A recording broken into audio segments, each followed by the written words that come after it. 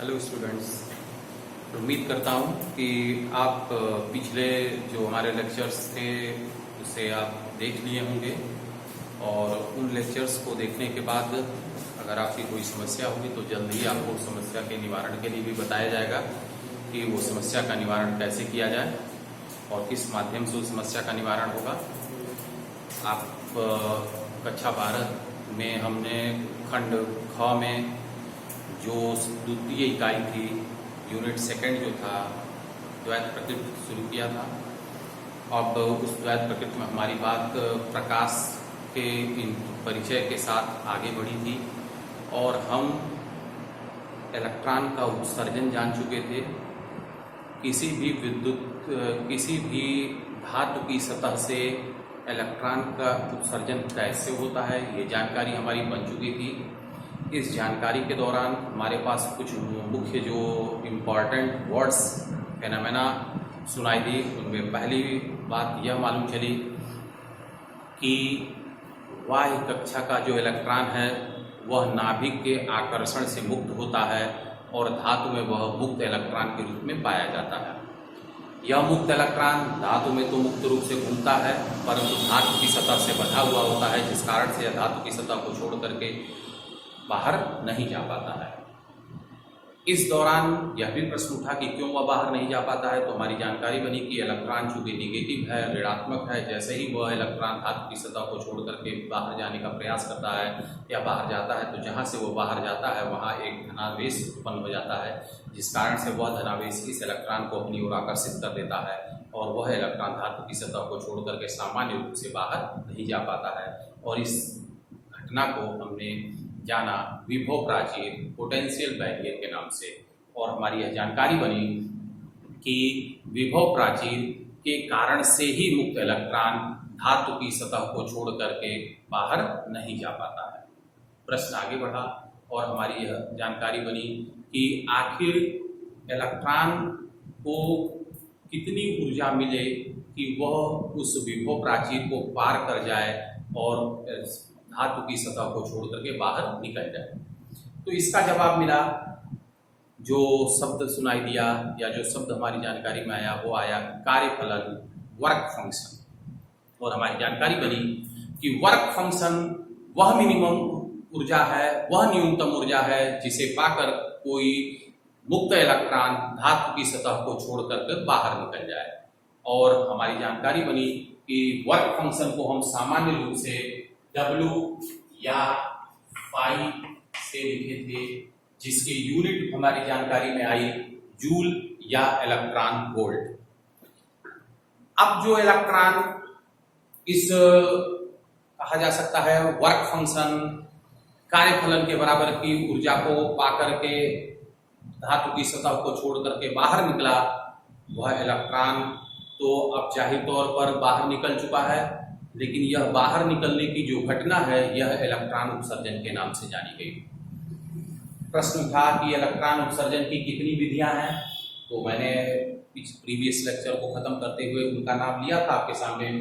तो आप सामान्य रूप से जो हमारी सोच है वो साफ होनी चाहिए कि किसी भी तरह से इलेक्ट्रॉन को अगर ऊर्जा मिले, जो ऊर्जा वर्क फंक्शन कार्यफलन के बराबर हो जाए, तो वो निश्चित तौर पर उस ऊर्जा को पाकर के इलेक्ट्रॉन धातु की सतह को छोड़ करके चला जाएगा। लेकिन यह ऊर्जा किन किन बातों पर निर्भर करती है, या सीधे शब्दों में हम कहें तो वर्क फंक्शन किसकी प्रॉपर्टी है, तो वर्क फंक्शन धातु के सतह की प्रॉपर्टी है।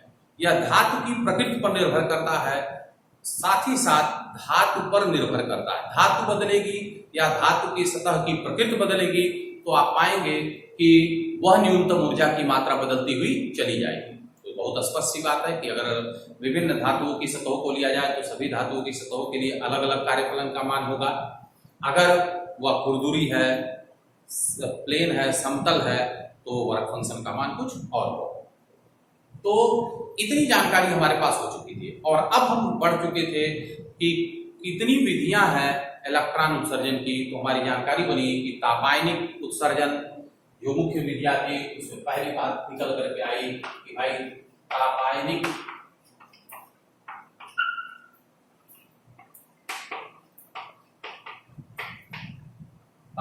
उत्सर्जन पहली विधि मिली थी। दूसरी विधि की अगर आप बात करें तो क्षेत्र उत्सर्जन। तीसरी विधि की अगर आप बात करें तो आप कह सकते हैं प्रकाश विद्युत उत्सर्जन। चौथी विधि की अगर आप बात करें तो आप कह सकते हैं द्वितीयक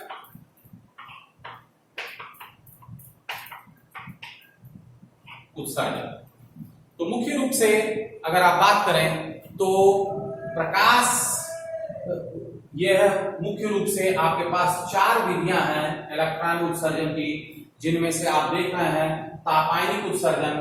तो कहा जाता है कि तापायनिक उत्सर्जन में बाहर से ताप बढ़ाया जाता है, टेम्परेचर को बढ़ाया जाता है। तो सीधे तौर पर अगर हम किसी धातु की सतह को गर्म करना शुरू करें तो धातु की सतह को जब हम गर्म करते हैं तो उसका ताप बढ़ता है, और ताप के बढ़ने के कारण से मुक्त इलेक्ट्रॉन की ऊर्जा बढ़ती है, और मुक्त इलेक्ट्रॉन की ऊर्जा जब इतनी हो जाए कि वह विभव प्राचीर को पार कर सके, इलेक्ट्रॉन उसे पा करके विभव प्राचीर को पार कर सके, तो आप कह सकते हैं कि उस धातु की सतह से इलेक्ट्रॉन निकलना शुरू हो जाता है।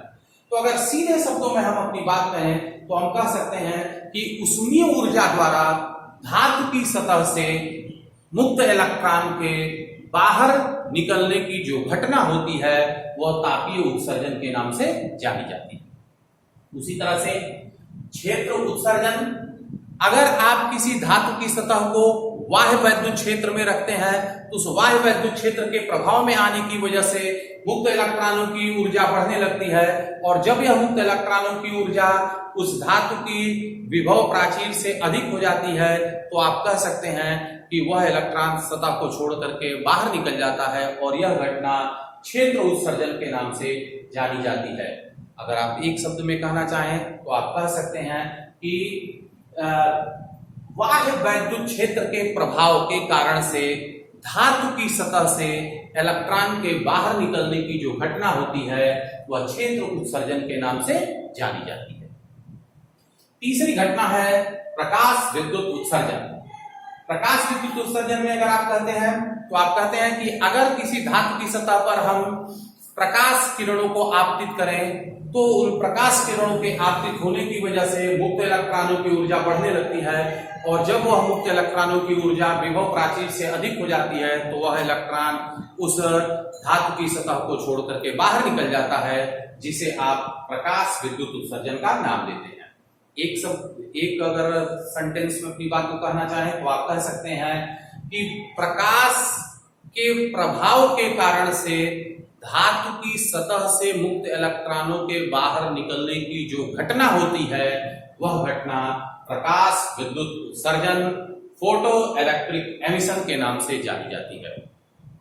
चौथी विधि है वो है द्वितीयक उत्सर्जन। द्वितीयक उत्सर्जन में आप कहते हैं कि अगर कोई ऊर्जा, बहुत ही अधिक ऊर्जा का इलेक्ट्रॉन धातु की सतह से जाकर के टकराए तो उस बहुत ही अधिक ऊर्जा के इलेक्ट्रॉन के धातु की सतह से टकराने की वजह से मुक्त इलेक्ट्रॉनों की ऊर्जा बढ़ने लगती है, और जब वह मुक्त इलेक्ट्रॉन की ऊर्जा विभव प्राचीर से अधिक हो जाएगी तो वह तुरंत उस सतह को छोड़ करके बाहर निकल जाएगा। अगर आप एक सेंटेंस में अपनी बात को कहना चाहें, एक वाक्य में अपनी बात को कहना चाहें तो आप कह सकते हैं कि अत्यधिक ऊर्जा के इलेक्ट्रॉन के टकराने की वजह से धातु की सतह से मुक्त इलेक्ट्रॉनों के बाहर निकलने की जो घटना होती है वह द्वितीयक उत्सर्जन के नाम से जानी जाती है। यह तो हमारी बात कल हुई थी, लेकिन थोड़ा संक्षेप में हुई थी, मैंने आपको आज स्पष्ट किया। अब हम बढ़ते हैं अपने उद्देश्य की ओर, जो हमारा उद्देश्य है प्रकाश विद्युत प्रभाव को समझना, और इस प्रकाश विद्युत प्रभाव को हम समझने का प्रयास करें।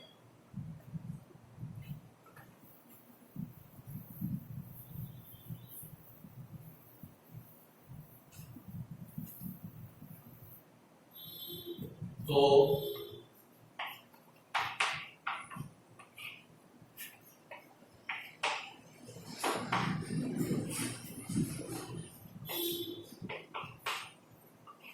प्रकाश विद्युत प्रभाव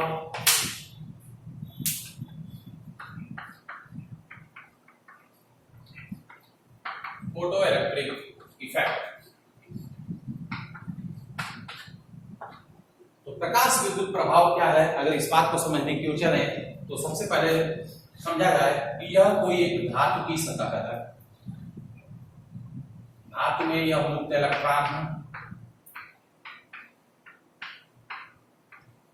जो मुक्त इलेक्ट्रॉन नाभिक के आकर्षण बल से प्रभावित नहीं हो रहे हैं। बाह्य कक्षा के इलेक्ट्रॉन नाभिक के आकर्षण से मुक्त हैं, इसलिए यह धातु में मुक्त रूप से पाए जा रहे हैं। इस कारण से इन्हें मुक्त इलेक्ट्रॉन का नाम दिया जा रहा है। तो ये आप कह सकते हैं धातु की सतह। ये जो आप देख रहे हैं ये है मुक्त इलेक्ट्रॉन। अब देखिए, अब आपने किया क्या, इस पर विद्युत चुंबकीय तरंगों को क्या किया आपने, धातु की सतह पर आपतित कराया, डाल दिया। ये क्या है, विद्युत चुंबकीय तरंग, इसे आप कह सकते हैं प्रकाश। ठीक, तो अब देखिए हमने क्या किया, धातु की सतह पर विद्युत चुंबकीय तरंगों दैट इज प्रकाश को हमने क्या किया, आपतित करा दिया, डाल दिया। जब यह प्रकाश इस धातु की सतह पर पड़ा तो अब हुआ क्या, इस प्रकाश ऊर्जा में से यह मुक्त इलेक्ट्रॉन ऊर्जा को अवशोषित करना शुरू कर दिए। और जब यह मुक्त इलेक्ट्रॉन ऊर्जा को अवशोषित कर दिए और इन्हें इनके कार्यफलन, इस धातु के कार्यफलन के बराबर की ऊर्जा मिल गई, तो तुरंत यह इलेक्ट्रॉन क्या हुए, यह इलेक्ट्रॉन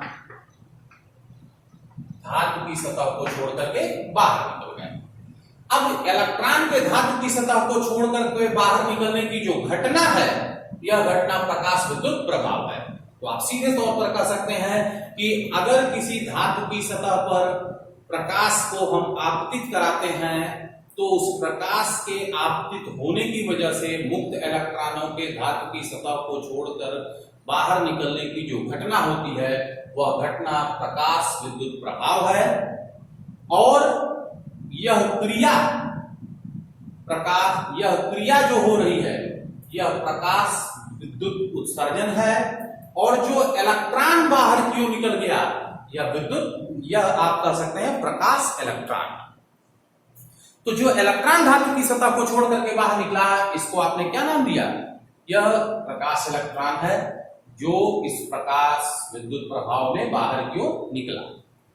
अब इस बात को सबसे पहले बताया किसने, तो इस बात को हर्ट्ज ने 1887 में 1887 में हर्ट्ज ने इस बात को सबसे पहले बताया। अब हर्ट्ज के द्वारा जब यह बात कही गई तो इस प्रभाव का बहुत सारे वैज्ञानिकों के द्वारा प्रायोगिक अध्ययन करना शुरू किया गया, जिसमें से कुछ मुख्य वैज्ञानिकों के अगर नाम लिए जाएं जिन्होंने बहुत गहन रूप से जो प्रायोगिक अध्ययन किया था, उनमें अगर नाम लिया जाए तो आप कह सकते हैं हालवाक्स, लेनार्ड, मिलिकन, इस तरह के जो साइंटिस्टों ने प्रकाश विद्युत प्रभाव का जो प्रायोगिक अध्ययन था वो बहुत ही गहनता के साथ किया। अब आगे बढ़ें तो सबसे पहला हमारा अगला जो प्रयास होगा वह इस प्रयोग को समझने का होगा। तो हम आगे बढ़ेंगे और देखेंगे कि प्रकाश विद्युत प्रभाव का प्रायोगिक अध्ययन जो हुआ वह क्या रहा और उस प्रायोगिक अध्ययन में जो रिजल्ट आए, वह रिजल्ट जो निष्कर्ष हमें मिले वो क्या मिले। तो जो हमारा अगला होगा वह आप कह सकते हैं लेनार्ड और मिलिकन का जो प्रायोगिक अध्ययन है वह होगा।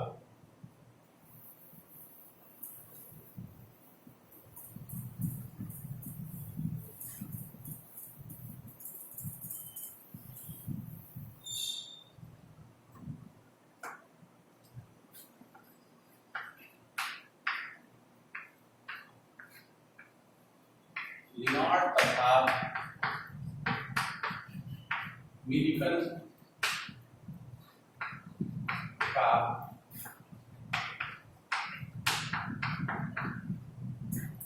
प्रायोगिक अध्ययन। अगर प्रायोगिक अध्ययन में किया जाए तो बहुत ही सिंपलेस्ट एपरेटस है इस प्रयोग का। इस प्रयोग में सबसे पहले एक वैक्यूम वाल्व लिया गया, एक वैक्यूम ट्यूब ली गई, आप जिसे कह सकते हैं। देखिए, मान लीजिए कि यह एक निर्वात नलिका है, वैक्यूम ट्यूब है। इस निर्वात नलिका में हमने क्या किया, धातु की दो प्लेटों को लगा दिया। यह धातु की दो प्लेट हो गई।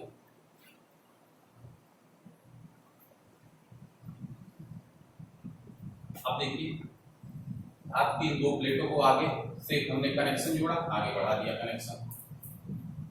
अब इन दोनों के बीच में हमने एक वोल्टमीटर लगा दिया, इसमें यह बताएगा कि अगर हम इसे सप्लाई दे रहे हैं तो कितने वोल्ट की सप्लाई दे रहे हैं। अब देखिए, इस सिरे को हम आगे बढ़ाते हैं और अब दिए गए वोल्टेज की मात्रा को बदलने के लिए हम ऐसी व्यवस्था बनाते हैं जिससे रेजिस्टेंस को बदल करके दिए गए वोल्टेज की मात्रा को बदला जा सके, क्योंकि आप जानते हैं V = I/R होता है। तो अगर R बदलेगा तो अपने आप पाएंगे कि V का मान बदल जाएगा। तो इस काम को करने के लिए क्या किया गया, वेरिएबल रजिस्टर लगाया जाएगा, जिसे आप सामान्य रूप से प्रयोगशाला में अपने रिहास्टेट के नाम से जानते हैं। रिहास्टेट, जिसको आप ऐसे दिखा सकते हैं, यह सिरा नेगेटिव या पॉजिटिव, या नेगेटिव या पॉजिटिव।